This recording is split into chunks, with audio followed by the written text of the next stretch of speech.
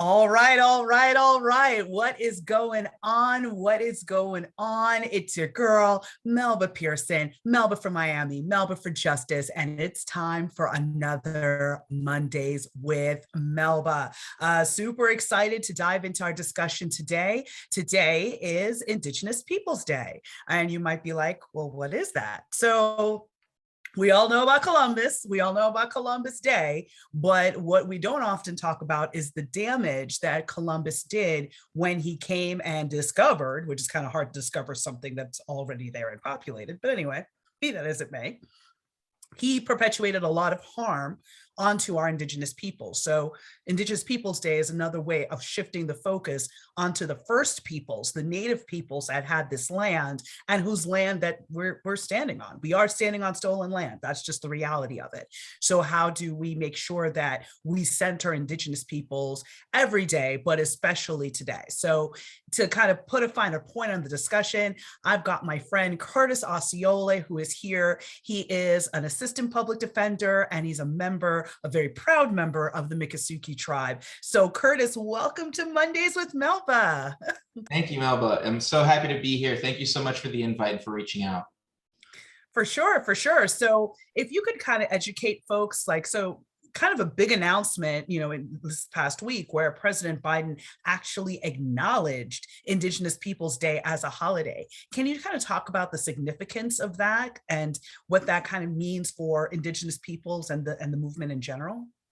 Yeah, when you first asked me to do this, that had not happened yet. So that is a big development, and seeing the federal executive stating openly, we need to shift the focus from the discovery and sort of the discovery narrative and shift it to sort of the native narrative and the coexistence narrative, which I think is smart on the part of the administration, but also necessary, because there's a lot that I think that my people can share in terms of cultural values, and that there's a lot that needs to be taught and explained about what has happened to Native peoples, and why we're here and what we're doing, and sort of what that experience is like, because it's not as glamorous as we would like it to be.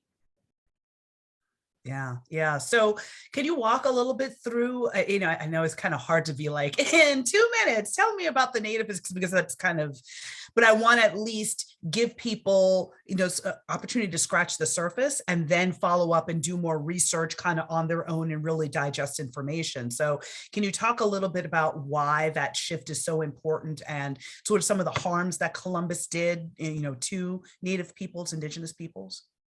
Yeah, I think that the narrative has this sense of, Christopher Columbus was this great discoverer, and while he did sort of stumble upon the New World, if you ask a native about what happened, and say, well, he got lost in the Atlantic, and then we saved his life and his crew's life once they got here.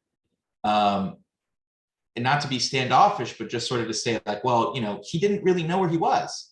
Once he got here, he said, oh, these are Indians. Where's Delhi? Where's Bombay? Where are all these cities that I've heard of in India? And I think it's shifting the focus from what Columbus, all the misnomers, all the misidentifications that occurred. And then in addition, that began sort of the colonization era in the New World.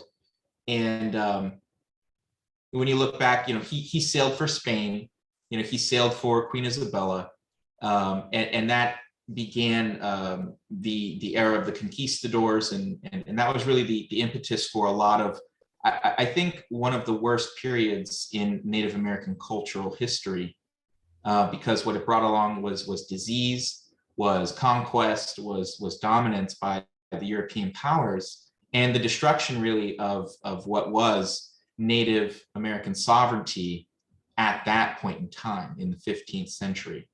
So the shift of focus from Columbus as an explorer and as a discoverer to sort of the Native American experience, I think, is necessary. I mean, we have to talk about how, natives have survived that time period, have survived conquest, have survived cultural assimilation and attempts at annihilation. And now, there are aspects of our culture that can be used and embraced that will enrich, I guess, our society. But, that's sort of the canned version of what's going on. But it's definitely a good start to say, hey, we are recognizing that this is an Indigenous Peoples Day. This isn't just a one-off. Right, right. So do you mind sharing a little bit about your own journey? I think you have a very unique life story that kind of led you to this point. So if you can kind of, share with folks sort of what got you to the point of, number one, becoming an attorney, becoming a public defender, right? Not just, any attorney, but specifically a public servant in that capacity, as well as seek office within your tribe as well, if you want to talk a little bit about that. Yeah, so I'll start with saying that, I didn't know I wanted to be an attorney growing up. It was sort of born out of necessity. I wanted to help my people. And I started off, when I was in my teens, working at the health clinic and helping people one at a time. And then after that, I said, I want to go to college, I want to get an education. And everyone told me, all my mentors and people around me said, Curtis, you need a plan. So I made this plan. I said, you know what, I'm going to shoot for the stars. I'm going to say, I'm going to be an attorney in 10 years. This is when I was 19. And I was able to make this plan, like, well, I'm going to go to grad, I'm going to go to undergrad, I'm going to go to a grad school. And once I was able to, I'm sort of, making this short, but once I was able to complete the educational portion, then it was like, okay, what now, because when I finished my undergraduate degree, I was working at the casino, I was helping the tribe in its businesses, and then I was able to get into law school. And once I finished that, I got into private practice, and I represented the tribe in a big pharmaceutical lawsuit against Big Pharma over the opioid epidemic because of the effect that opioids and those things have had on our communities. But even after that, it was like, well, what can I do? What can I learn more? How can I learn more in this career? And I wanted to learn about trial. I wanted to learn about representation, individual representation, how to really interpret the Constitution. So I got into public defense. And then that's when I really sort of grew and became more of an advocate for individual rights and also collective rights, particularly for the indigent members of Miami-Dade County. But I think it translates really well to tribal affairs and to the tribe. And so now doing that after 2 years, I made the decision to run for office at my tribe, and I'm running for treasurer right now, which is exciting, but also there's being familiar with the justice system in the United States sort of takes away with how much time you spend at home, with the tribe and its members. And so I think a lot of what I need to do is just to spend time with the tribe and its members and get everybody sort of reacquainted with me, and also just show that it's not as complicated as you think. And I think I have a good bearing on how to navigate out here. And I want to bring the resources that I have in Miami-Dade and elsewhere back to the tribe. So, there's a lot happening, but I guess to sum it up, I'll just say that I didn't know I would be here maybe 12, 13 years ago, but now that I am here, it just seems like the right place to be. Yeah, I mean, one thing's for sure, there's no place like home, right? And there's something to be said about building capacity in our home communities, in our own communities, before we go out and try to, change the world, try changing your block, right? And Exactly. it can really snowball and have a positive effect. But, so with that legal expertise and that ability to have, you've navigated the waters of, private work, on behalf of the tribe, you've seen from the criminal perspective, what's going on with the tribe and how the tribe can be helped. What sort of changes have happened in the legal landscape or legal arena with regards to Indigenous peoples' rights? Have we seen an improvement over the course of the last few years, especially now with a shifting Supreme Court that's becoming more conservative? What's sort of how do you see things from that greater perspective? So it's interesting, we had the Supreme Court shift more to the right side of the political discourse. But interestingly, with the addition of Justice Gorsuch, you have a jurist that is sort of really attuned to what tribes are dealing with and who understands what tribal sovereignty means, and has shown himself to be an advocate. I think that the case was McGirt when he declared, well, most of Oklahoma was tribal sovereign land, which was really revolutionary. It changed the landscape of Indian tribal sovereignty in one opinion. Wait, so let me stop you there for a second. Can you explain to folks what what that sovereignty means? So sovereignty is everything for tribes. Tribal sovereignty has to do with, what rights does the tribe and its government have to determine for itself what is good and what is right for its own future, for its own people.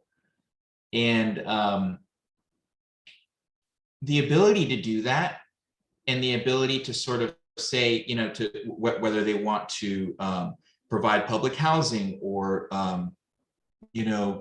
give welfare benefits to tribal members, or to have schools for their children, what the curriculum will be. I mean, all of those are elements of sovereignty, and we see it debated in American politics all the time, and we sort of discount it as, oh, that's just politics.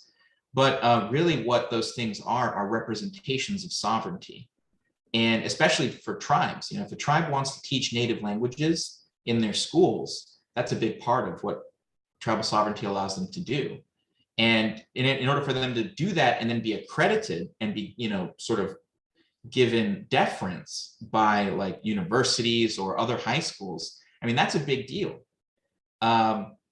So sovereignty allows the tribes, or I should say, empowers the tribes to be able to do that without interference from outside governments.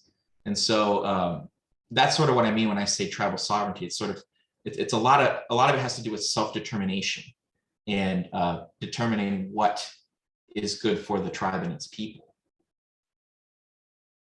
So basically, that means that the tribes fall under the federal government, right? So in other words, they need, when it comes to law enforcement or anything like that, it tends to go to the feds to be able to, intervene if there's issues, right? And how does that work when we talk about like county government, right? So for instance, the Miccosukee tribal land is located in Miami-Dade County, but what is that relationship between the tribe and the county's mayor? Can the county's mayor be like, let me tell you, the school board's going to dictate what your curriculum is? So, can you break that down a little bit, how that works on a day-to-day basis? Sure. Yeah. I mean, so the mayor can't tell us what to do on our lands, and even the governor can't tell us what to do on our lands if it's in trust. So the current framework is that if land is being held in trust for the benefit of Miccosukee by the federal government, well, then we have sort of the jurisdiction and the plenary power to determine what we're going to use the land for, and how we're going to set up our programs. So whether it's policing or healthcare, elder benefits, or elder services, all those things are sort of things that the Miccosukee government as a sovereign will handle, and that is with little to no external input from, say, like the county or the state or even the federal government. As the legal framework is set up, we are a domestic dependent nation. Ideally, right, what tribes ultimately want is full sovereignty, right, which is to be sort of equivalent to the United States. But as it is, under the current framework of federal laws, the tribes are not equal to the federal government. They're more like states, but they're a little bit above. It's like just in between federal and state government. Okay. But again, I think the dream for most tribal members is full sovereignty, like absolute sovereignty from other governments. But that's yet to be seen. I think that may be on the horizon, but right now we're just not ready for it. Yeah. So now let's turn to a discussion that has really gotten to the forefront as a result of the, horrible case of Gabby Petito, right? So, we've all seen nonstop on our phones, on every outlet, it was really chronicling the search for her, the horrible pleas from her father, begging for her safe return. And, unfortunately, the discovery of her remains, and then now subsequently, the search for her fiance as a person of interest, right? So, but during that time, Deb Haaland, who is the Secretary of the Interior and the first, Indigenous person to hold that role, made a statement and said, listen, what happened to Gabby Petito is horrible. And, we wish her family peace and thoughts and prayers and all of that. But there's hundreds and hundreds of Indigenous women and girls that go missing every year without so much as a peep, right? And this is not a direct quote, but this is some in substance of what she said, that basically if these, women and girls got the same level of media attention and resources put towards their safe return, we might have a different situation as opposed to all these families still searching for closure. So can you talk a little bit, because I can speak to it from the missing while Black type syndrome, right? Where Black women and girls receive no attention when it comes to, them being, if they go missing, having a real active effort to find them. But how does that work in the Indigenous context? What are some of the drivers that are causing it? And what do you actually think is happening to these women and girls? Yeah, I mean, a lot of, so I would echo what Secretary Haaland has said. In that regard, and with relation to that, is that what the Gabby Petito incident and that circumstance is really tragic, and but a lot of Native peoples, they know what that narrative is. They've experienced it, just like a lot of Black families have, and you're familiar with that as well. And I think that there's sort of overlap in the experience between the Black community and Native American communities, because related to this topic, and I think a lot of it has to do with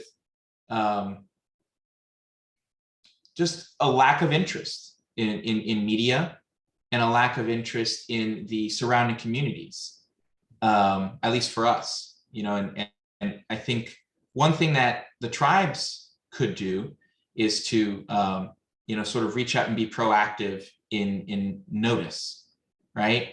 But on the other hand, we sort of need to, as a society, give more weight to missing and murdered Indigenous women, missing and murdered Black women, because there's a lot of violence that's happening, and I think ultimately what happens is it's either it's domestic violence, it's human trafficking, it's things like this, and it has to do with narcotics and other trafficking, and it's a shame, that we're having to have this discussion now. But I think what it did was it sort of lit a fire in a lot of people and said, well, I've heard this story before, but it's never been on CNN.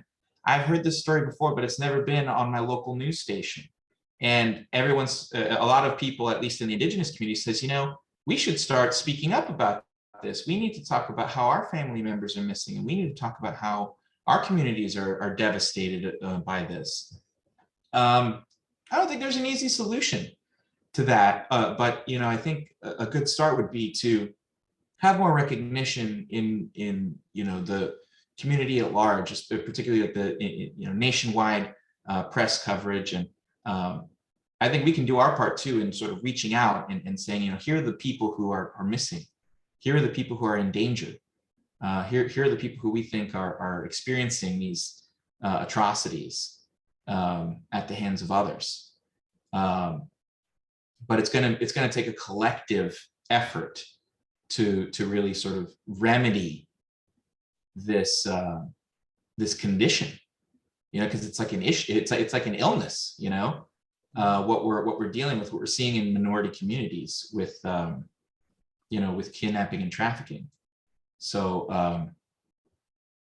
I guess all that goes to say, the experience of Native peoples has been not very different from the experience of other minority communities, but ours seems to be at a higher rate, and that should shock most people. Yeah. Do you have any, because I didn't have a chance to pull any stats, do you have any stats offhand as to the rates of missing? Because I felt like I read something where Indigenous women were 8 times as likely to end up being murdered in a domestic violence relationship or something like that, but I don't remember. That's a stat. Yeah, it's between 8 and 10 times more likely to be murdered in a domestic violence incident. And then there was another stat that it was, 15. I can't remember the exact stat. I don't want to misquote, but they're far more likely to be exposed to human trafficking or kidnapping as well. Yeah. I mean, do you think there's other aspects, like, for instance, the fact that, and this is me spending a lot of time on Discovery ID, but, a lot of times you see situations where some of the tribal lands are a bit rural. So the lack of enforcement tends to happen because maybe some of the more rural jurisdictions, the local police are, it's 5 or 6 of them. It's a small department or anything like that. Do you think that that's part of it? But then at the same token, with Indigenous tribes being so close to the federal government, you would think that federal agents would come out and help in the search, right? So what's sort of the disconnect there, do you think?